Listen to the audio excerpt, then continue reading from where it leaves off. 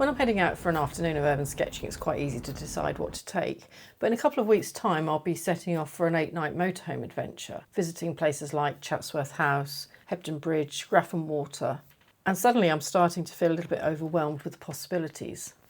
What a terrible problem to have. So today I'm planning everything that I'm going to pack to take with me.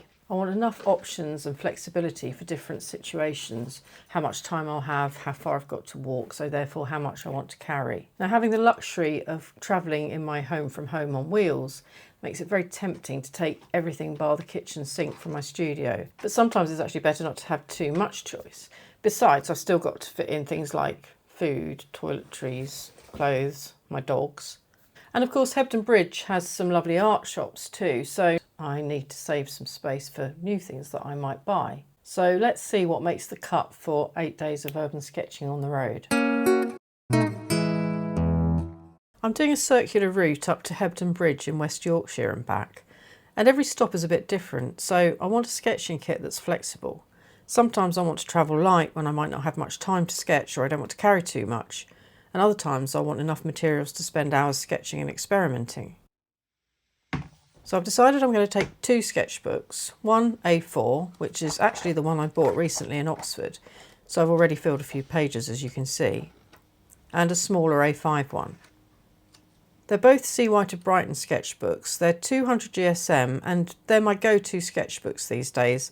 I like the paper because it takes watercolour washes really well without buckling, but they're also reasonably priced, so I don't feel precious about using them or trying techniques or experimenting with different materials. My usual day-to-day choice is the A5 because it's nice and compact to carry, and I'll quite often sketch across the spine to create a double-page spread. The A4 obviously gives me that little bit of extra room to work. One thing I have noticed though is that when I'm working on a larger page, I often end up drawing bigger without really meaning to. And one trick I've found that helps is to lightly draw a smaller border inside the page and try to keep everything within that.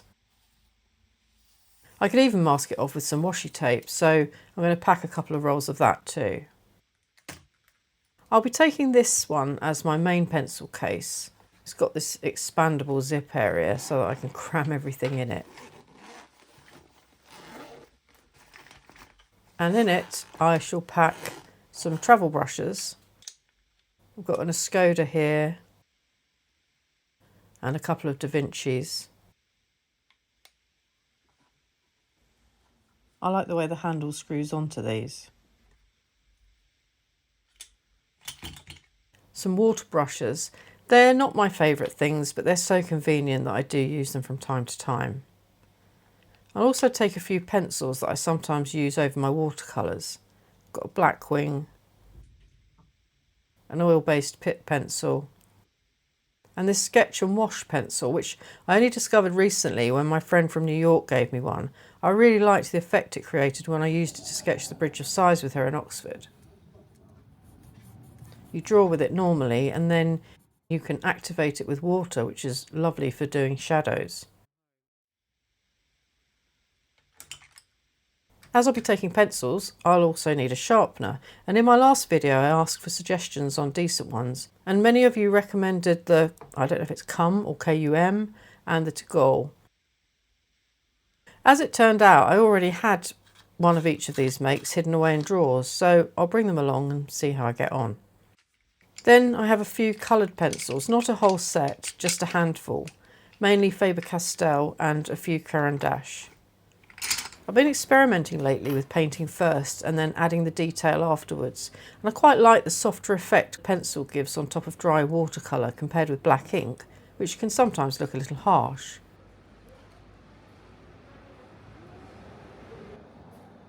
Talking of ink, that brings me to fountain pens. And here my philosophy is very simple. If I can't decide which ones to take, I'll just take them all. I'm not planning on taking a bottle of ink with me, so having several pens already filled means if one runs dry, I've got plenty of backups, assuming of course I remember to fill them all before I leave. I'll be taking my Esterbrook Estes, my Queco Sport and my Sailor Fude de Manons. These are bent nib pens that I use so often in my sketches because they give such a lovely variety of line widths. I have both the 40° and 55° versions, but I also have a new arrival. This is the Sailor Prophet. I only bought it about a week ago, so I haven't really talked about it yet because I'm putting together a proper video on it next week, but it's definitely coming with me. You might notice that there are actually two Kaweco sports here, a red metal one and a plastic lime green one. Well, that's what it was advertised as. I think we can all agree that's not lime green. But anyway, I've actually put brown ink in this one. I've used this Diatramentus sepia brown document ink to make a change from the usual black platinum carbon ink that I use in most of my pens, which I've got in this one. The trouble with this is that I bought the Kaweco converter, and it's the smallest ink converter in the world, so it doesn't hold very much ink, so consequently it doesn't really come out with me very often. For this one, I didn't even bother to buy a converter. I just reused one of the free cartridges that came with it. The cartridges that they supply with these pens aren't water resistant ink, so I don't even bother to put them in my pens, because if you just leave just a slight trace of it behind and then it mixes with water when you put your watercolour wash on, then it's going to just bleed everywhere.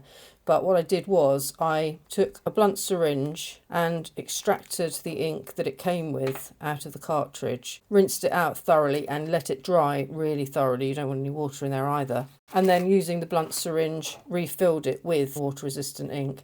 And the cartridge holds, I can't remember exactly, so don't quote me on this, but I think it holds about double what the actual converter holds. So save the price of a converter and can get more ink in there. I'll also pack a black Pentel brush pen, which is brilliant for those really dark areas like doorways and windows.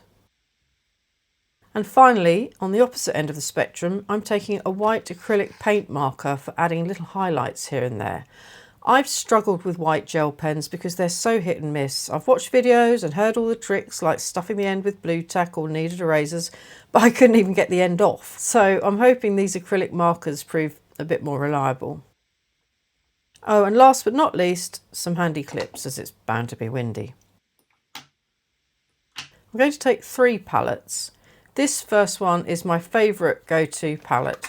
I don't even have to think about it because I know it has all the colours I need. It's my Winsor & Newton Field Pocket Set, filled with professional Winsor & Newton half pans, plus a few extras that I've jammed in there. The box includes its own little water flask and water cup. I always have a bottle of drinking water with me, but the tiny flask is there for watercolour emergencies. I love this little box so much that I actually bought a second one. It originally came with the student quality Cotman paint, so it was a bit cheaper, but I replaced those with colours from the Daniel Smith Ultimate Mixing Set instead. I've labelled them and stuck little swatch charts on the back too. And finally there's this little one. This is my Roman Schmoll palette that I've recently filled with my own selection of colours. This one is going to be the heart of my smallest, most compact sketching kit. Alongside my main pencil case, I'm taking these little elasticated ones that strap around my A5 sketchbook. The smaller one literally holds a water brush and a fountain pen. My most compact setup will simply be the A5 sketchbook, this palette, a water brush, fountain pen and just a sports wristband to wipe the brush on. The next step up is this slightly larger case. It has room for a couple of travel brushes, a fountain pen or two, a few pencils, and with that and one of the Winsor & Newton field boxes, I've now got a proper mixing area, a water cup and somewhere to store water. I'll also take one of these collapsible silicone camping cups in case I want a bit more water. I did consider taking my Etcher Nano satchel. It's a lovely bag and it's nice to lean on when I'm sketching, as well as carrying whatever kit I've chosen for the day. If you're wondering why you don't see me using it very often, it's because when I'm filming these videos, I'm also carrying a lot of things you don't normally see, like tripods, microphones, camera gear. And once you add all of that, a rucksack just becomes much more practical. But if I was heading out just to sketch, I'd definitely use it more often. And finally, I may also throw in one of these complete portable kits. I have the Famui set and this Lightwish set. They're especially useful if I don't think I'll have time to sketch but just want to grab something on the off chance, knowing that everything I need is already packed together. I've covered both of these in previous videos, so I'll link those along with everything else I've mentioned today in the description below. Right, all I need now is a mega pen filling session and I'm good to go. The reason I'm tipping the bottle upside down like that is because there's a little reservoir inside these platinum carbon bottles, and that's where you fill the pen from, so you need to fill that up with ink. Make sure you've got the lid on tightly first before you turn it upside down, obviously. Washing my hands more often than I did in COVID. And if you're wondering why I'm emptying the pens first before I refill them, it's because sometimes the converter can look full because there's ink coating the inside, but there isn't actually very much left in it at all. So I like to completely empty it and refill it from scratch to make sure that I know that I'm starting with a full tank. You can see why I always do this over a sink. I might also throw in a grey Tombow pen, a water sprayer and a kneaded rubber. But here's a quick recap of everything that's gone in my bag so far. So the next time you see all this gear, hopefully it'll be out on location as I visit some beautiful places in England. I hope you'll come along for the journey. Thanks for watching and happy sketching.